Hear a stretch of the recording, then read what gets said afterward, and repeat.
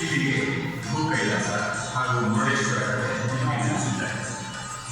ಈ ಮೂರು ಬರಬೇಕಾಗುವುದೆಂದರೆ ಈ ಮುರುಡೇಶ್ವರ ದೇವಸ್ಥಾನದ ಮಹಾಭೂತ ಗಗನಚುಂಬಿ.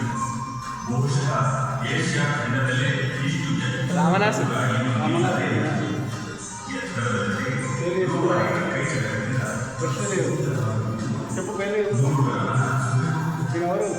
శ్రీ మహావిష్ణువు,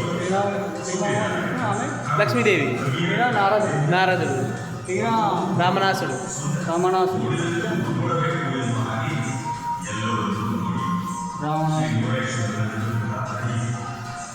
బాగుంది కదా.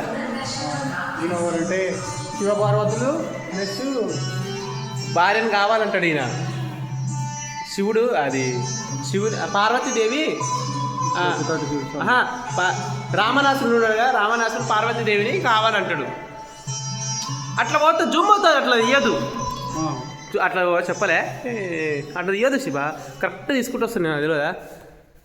ఇగో రామనాసుడు, కాళికామాత, నారదుడు. ఇగో ఇదే వీడియోనే అన్నది. ఏమో మరి. ఋషుడు ఈయన ఇల్లు అలా మమ్మీ. ఈయన పార్వతీదేవిని చేసుకొస్తారు, తప్పు వేరేట మండోదరిని చేసుకొని బరాబర్ తీసుకో. బరాబర్ ఘోర తపస్సు చేస్తాడు ఈయన. ఆయన రామనాసుడు. అదే శివుడు, రామనాసుడు వస్తాడు. మళ్ళీ గుహ తీసుకుంటూ వస్తాయి. వినాయకునికి నారదుడు చెప్తాడు ఆత్మలింగం గురించి. ఆత్మలింగం గురించి చెప్తే ఈయన వేషం మార్చుకొని ఇక్కడ చేంజ్ చేస్తాడు. వినాయకుడు ఈ రూపం మారిండు ఆత్మలింగం గురించి. సంధ్యావందనం చేసుకోనీకి ఈయన పోతాడు అన్నట్టు రామనాసుడు పోతాడు. ఈయన వినాయకుడు చిన్న బాలు రూపంలో వస్తాడు. ఇదే కదా, ఇదే. అయితే రావణ అని 3 సార్లు కేక్ వేస్తాడు వినాయకుడు మారు రూపంలో వచ్చి ఇక్కడ ఆవుల దగ్గర. అయితే ఏం చేస్తాడంటే లింగం పెట్టేస్తుంది, కింద పెట్టేస్తున్న ఆత్మలింగం పెట్టేస్తుందని కింద పెట్టేస్తాడు.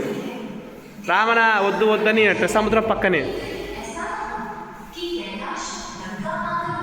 కింద పెట్టేసిండు. అయితే రామనాసుడు ఏం చేస్తాడంటే 2 ముట్టికాయలు ఇస్తాడు ఆయనకి. ఇప్పటికీ ఉంటుంది అక్కడ గోకర్ణ క్షేత్రంలో. ఇక ఆత్మలింగం ఎంత తీసినా రాదన్నట్టు. ఇగో ఇక్కడ పెద్దగా అయితేనే ఉంటుంది లింగం. ఇదే ఆత్మలింగం. ఓం నమః శివాయ.